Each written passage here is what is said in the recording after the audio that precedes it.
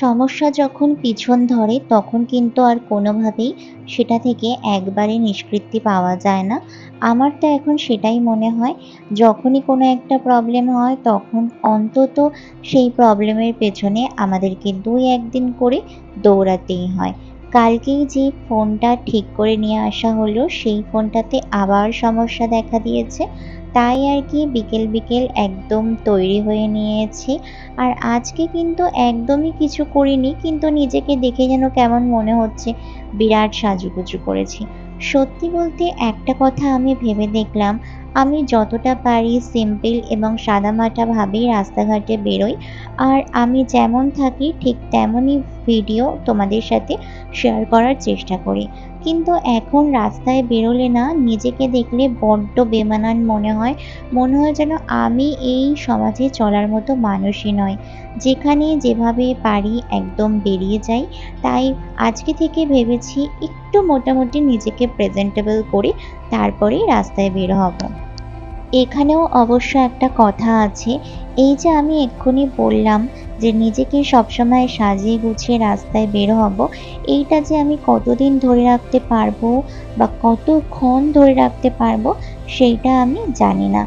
কারণ আমি এমনই, হাজার ভালো করে রেডি হয়ে রাস্তাতে বেরোলেও পরেক্ষণে আমি আমার লিপস্টিক মুছে দিই, কাজল মুছে দিই, সবই মুছে দিই। প্লাস আরও অনেক কিছু করি, মানে যেমন ধরো আজকে আমি এত ভালোভাবে পরিপাটি হয়ে বেরোচ্ছি, কালকে আমি আবার যেই কি সেই কোনোভাবে বেরিয়ে পড়বো।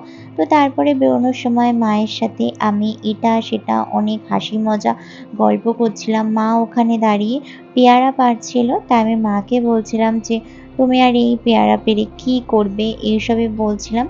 আর এখন তো অম্বুবাচী ছেড়ে গিয়েছে, ওই জন্য বড় মার মন্দিরের পর্দাটাও তুলে দিয়েছে। আর আমি এখন বেরিয়ে পড়লাম।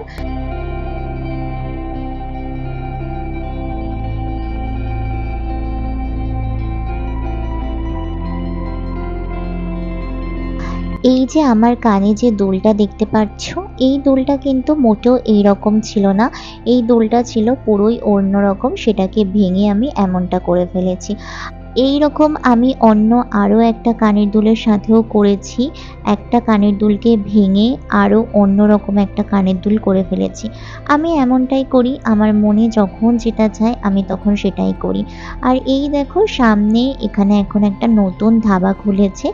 এটা এখনো সেভাবে ওপেন হয়নি। যদি কখনো আমার মনে হয় তাহলে আমি অবশ্যই এখানে আসবো আর তোমাদের সাথে সেই ভিডিওটাও শেয়ার করব। আর এইদিকে সাইডটা না অনেক বেশি ভালো লাগে, চারিদিকটা পুরো সবুজে সবুজ। আর দেখো অত সুন্দর সবুজ রাস্তার মাঝখান থেকে আস্তে আস্তে চলে আসলাম হলো এখন মেইন রোডে। আর মেইন রোডে আজকে এই জায়গায় অনেক ভিড় ছিল। এই ভিড়টা থাকার কারণ প্রধানত একটাই, সামনে ছিল রেল গেট, তো সেখানে হয়তো গেট করেছিল ওই জন্য। অবশেষে আমি সেই ফোনের দোকানে চলে আসলাম এবং ফোনটা এই দাদাকে দিয়ে দিলাম। দাদা তারপরে এটা ঠিক করে দিয়েছিল। দাদা বলেছিল কোনো রকম সমস্যা হবে না। তারপরে ওখান থেকে বেরিয়ে চলে এসেছি হলো এখানে একটা হোমিওপ্যাথির দোকান আছে, হোমিওপ্যাথি ওষুধের। ওইখানে এসেছি।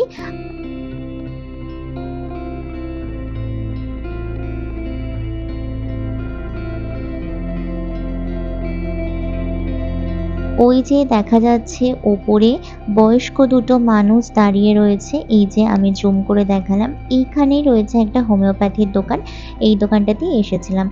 তারপরে গতকাল যেহেতু এইখান থেকে খাবার খেয়েছিলাম চিংড়ি, তো সেটা খুব ভালো লেগেছিল বলে আবার এই দোকানে এসেছিলাম। আর তারপরে ওখান থেকে খাওয়া দাওয়া করে আমরা সোজা বাড়ির দিকে চলে আসছিলাম। আর আজকে কিন্তু এখনো পর্যন্ত চা খাওয়া হয়নি, তো চাটা খাবো। আর কোথায় খাবো সেটা তোমাদের সাথে আর কিছুক্ষণের মধ্যেই শেয়ার করব। এর আগেও আমি তোমাদের সাথে এই দোকানটা দেখিয়েছি।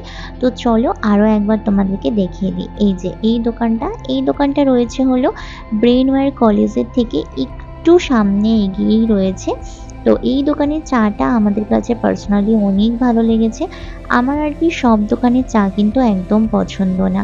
আর এইখানে দেখো নিচে এই কুকুরটি শুয়ে মানে ঘুমিয়ে স্বপ্ন দেখছিল আর কেমন একটা করছিল, মানে মনে হয় স্বপ্ন দেখছিল। আর যেটা বলছিলাম, সব দোকানের চা আমার একদমই ভালো লাগে না, কিন্তু এই দোকানের চাটা কিন্তু আমার বেশ ভালো লেগেছিল। এই জন্য এদিকে আসলে তখন আমরা এই দোকান থেকেই চাটা খাই, কারণ এই দোকানের চাটা অনেক বেশি টেস্টি। আর এই চাটাকে না অনেকবার করে হয়তো ফোটাতে মানে চাটা অসম্ভব সুন্দর টেস্ট লাগে।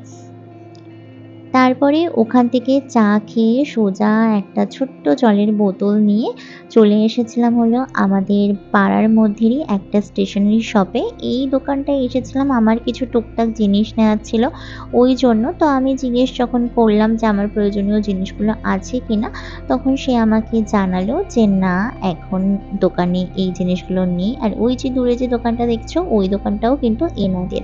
তারপরে হলো আমি এখানে একটু দাঁড়িয়েছিলাম। তো তারপরেই আমাদের হলো আবার যেতে হবে স্টেশনের দিকে, কারণ কিছু একটা ওষুধ নিতে ভুলে যাওয়া হয়েছে, তো ওই ওষুধটা নেব বলে আবার স্টেশনের ওখানে যাব। আরেকটা কথা বলি, সামনে কিন্তু ভীষণই একটা মজার সময় আসছে কেন বললাম, সামনে রথ আসছে, আর রথে তো বারাসাতে দুটো বড় বড় মেলা হবে। তো এটা আমার কাছে সবথেকে বেশি মজার কারণ, সেই সময় তোমাদের সাথে তো ব্লগ অবশ্যই শেয়ার করব। এছাড়া তো রথের দিনের ব্লগ শেয়ার করবই, সেটা নিয়ে তো কোনো কথাই নেই। আমি চেষ্টা করব রথের সময়ের ব্লগগুলো তোমাদের সাথে শেয়ার করার।